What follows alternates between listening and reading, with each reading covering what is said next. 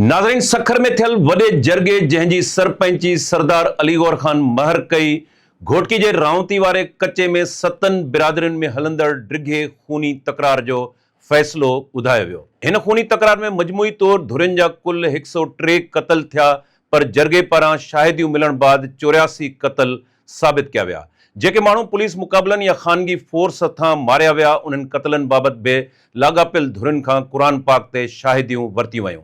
इएं क़त्ल थियलनि जे वॾे अंग खे क़बीलाई झेड़नि में शुमार करे खून बहा मुक़ररु करे धुरियुनि मथां ॾंड विधो वियो। जरगे जी फ़ैसिले जी फ़तवा मूजिबि झेड़ींदड़ धुरियुनि मथां कुल ॾंड 30 करोड़ 55 लख रुपया विधो वियो। हीउ फ़ैसिलो रवायती क़बीलाई इंसाफ़ जो वॾो मिसाल आहे, पर साॻे ई वक़्तु हिन जरगे जी नोइयत ऐं फ़ैसिले मथां सवाल बि उथी रहिया आहिनि। कुझु क़त्ल फ़ोक में हलिया विया। फ़ोक जो मतिलबु छा आहे? कचे जी जरगाई ॿोली में फ़ोक या फ़ोकट जो मतिलबु आहे उहे खून जेके ॻणप में न आंदा वञनि, यानी जन ते का ज़िमेवारी या ॾंड मुक़ररु न कयो वञे, यानी ही खून फ़ोकट में विया, ॻणप में ई कोन आया। हिन जरगे में कुझु क़त्ल अहिड़ा हुआ जन बाबति शाहिदियूं मिलियूं त उहे क़त्ल क़बीलाई झेड़नि बदिरां पुलिस मुक़ाबलनि में मारिया विया। उन्हनि खे क्रिमिनल करार ॾेई उन्हनि क़त्लनि जो को बि मुआवज़ो मुक़ररु न कयो वञे। मतिलबु त उन्हनि क़त्लनि खे क़बीलाई तकरार जो हिसो ई न सम्झो वञे।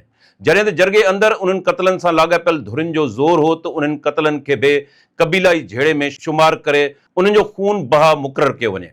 जंहिंखां पोइ जरगे में क़ुरान पाक ते शाहिदियूं वरितियूं वयूं ऐं अक्सरियती क़त्लनि खे क़बीलाई झेड़नि में शुमार कयो वियो। जरगाई निज़ाम में इंसानी जान जी क़ीमत बि दर्जनि में विरहाई वई आहे। आम माण्हू जे खून बहा 25 लख रुपया, चङो मुड़ुस 35 लख, वॾेरो असराइतो माण्हू 50 लख। अञा बि जेकॾहिं को वधीक मोतबर आहे त उनजो ॾंड लखनि खां बि वधीक मुक़ररु थियल आहे। औरत जो खून बहा 50 लख रुपया मुक़ररु थियल आहे। हीउ वाज़े तौर ते आइनी बराबरी जे असूल जे ख़िलाफ़ आहे, जिते हर शहरी बराबर आहे, कहिड़ी बिरादरी ते केतिरो ॾंड पियो। शर बिरादरी जा 21 क़त्ल ऐं 32 ज़ख़्मी साबित थिया। कुल ॾंड 6 करोड़ 53 लख रुपया। ॾंड जी रक़म सेलरा, भुट्टा, धोंदू, माछी भरे ॾींदा। सेलरा बिरादरी जा हिकु औरत समेत 19 क़त्ल साबित थिया। टोटल ॾंड 5 करोड़ 84 लख 50 हज़ार रुपया। इहा ॾंड गॾियल तौर ते शर भरे ॾींदा। भुट्टो बिरादरी जा 13 क़त्ल 8 ज़ख़्मी, टोटल 3 करोड़ 62 लख रुपया ॾंड जी रक़म शर भरींदा। धोंदू बिरादरी जा 8 क़त्ल 9 ज़ख़्मी, टोटल 2 करोड़ 40 लख 50 हज़ार रुपया ॾंड विधो वियो। माछी बिरादरी जा 6 क़त्ल, टोटल 1 करोड़ 62 लख 50 हज़ार रुपया ॾंड विधो वियो। ॿियूं धुरियूं महरनि जा 2 क़त्ल 2 ज़ख़्मी, टोटल 67 लख 50 हज़ार ॾंड विधो वियो। तड़त बिरादरी जा 3 क़त्ल, टोटल ॾंड 75 लख रुपया विधो वियो। कोश बिरादरी जा 3 क़त्ल, टोटल ॾंड 75 लख रुपया विधो वियो। शर बिरादरी जे चङे मुड़ुस शहरियार खान शर ते हमले जो एवज़ो 25 लख रुपया मुक़ररु कयो वियो। फ़ैसिले मूजिबि सेलरनि जा मोज़िज़ माण्हू शहरियार खान शर ॾांहुं मेड़ वठी थियल ग़लती जी माफ़ी वठंदा ऐं पिणु ॿिनि नुक़सान पहुतल गाॾियुनि जो नुक़सान बि भरे ॾींदा। फ़ैसिले में अहमद ख़ान सिलरो क़ुरान पाक ते शहरियार शर ते हमले जी सफ़ाई ॾींदे चयो त मूं हमलो नाहे करायो ऐं न ई मूंखे ख़बर हुई। शहरियार खान शर ते हमले में फ़ौती वॾेरे अली मोहम्मद ख़ान शर जे क़त्ल जो एवज़ो ॿीण ते 50 लख रुपया मुक़ररु कयो वियो। फ़ौती मोहम्मद उमर शर जे क़त्ल जो एवज़ो बि डबल यानी 50 लख रुपया मुक़ररु कयो वियो। ज़ख़्मी सोहराब शर 12 लख 50 हज़ार रुपया, ज़ख़्मी अब्दुल हकीम जे ज़ख़्मी थियण जो 1 लख रुपया, सिद्दीक़ जे ज़ख़्मी थियण जो 50 हज़ार रुपया ऐं जान मोहम्मद बुगटी जे ज़ख़्मी थियण जो 1 लख रुपया मुक़ररु कयो वियो।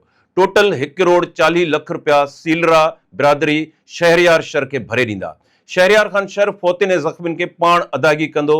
जंहिं बि धुर जा माण्हू फ़ौत थिया आहिनि, उन्हनि जो सामान जेके बि जेकॾहिं खणी विया आहिनि त उहे फौरी तौर ते वापसि कंदा। न मञण जी सूरत में क़ुरान पाक ते साख वरिती वेंदी। माल, ज़मीनूं, फसलनि जो नुक़सान, खयल सामान, मोटरसाइकिलूं, ट्रैक्टर ट्रालियूं, बीका मशीनूं, सोलर प्लेटूं ऐं ॿिए सामान जे लाइ कमेटी मुक़ररु कई वई, जंहिंजो चेयरमैन चंगेज़ खान पंवर, मेंबर राजो खान महर, शहरियार खान शर, अहमद खान सीलरो, हाजी करीम ॾिनो बडाणी, मौला बख्श पंवर, साहिब ॾिनो जतोई हूंदा। SSP ऑफिस घोटकी में वेही नुक़सान जा मसला हल कया वेंदा। दाख़िल कयल केस वकीलनि जी सलाह सां निकाल कया वेंदा। ख़र्च जवाबदार धुर भरींदी। ॾंड जी मजमूई रक़म थी 3 करोड़ 55 लख रुपया। जरगे में अदायगी जो शेड्यूल बि तय कयो वियो।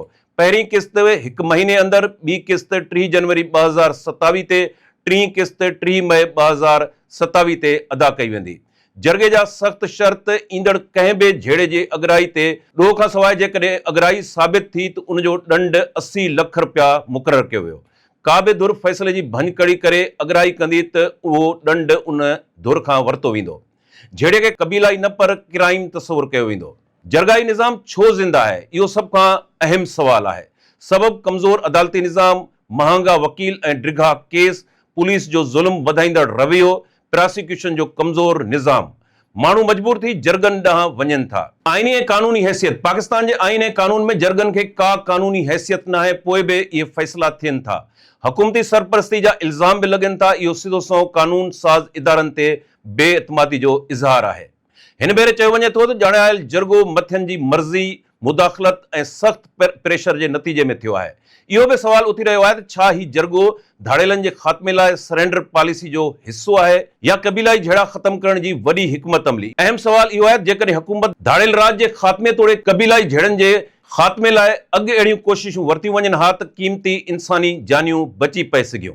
सरेंडर तोड़े जरगाई पॉलिसी मक़ामी माण्हुनि लाइ ख़तरो या फ़ाइदो, ही सभ खां गरो सवाल आहे। छा हिन अमुन सां मक़ामी माण्हू महफ़ूज़ थींदा या उन्हनि जी ज़मीन खसिजी वेंदी? छो त सिंध जी ज़रख़ेज़ ज़मीन, कुदरती वसीला हमेशह असराइती धुरियुनि जी नज़र में रहिया आहिनि। मजमूई तौर ते हिन जरगे जे फ़ैसिले सां जेकॾहिं धुरियूं मुस्तक़िल बुनियादनि ते खीर खंड थियनि थियूं त इहा अमुन लाइ वॾी अॻभराई हूंदी।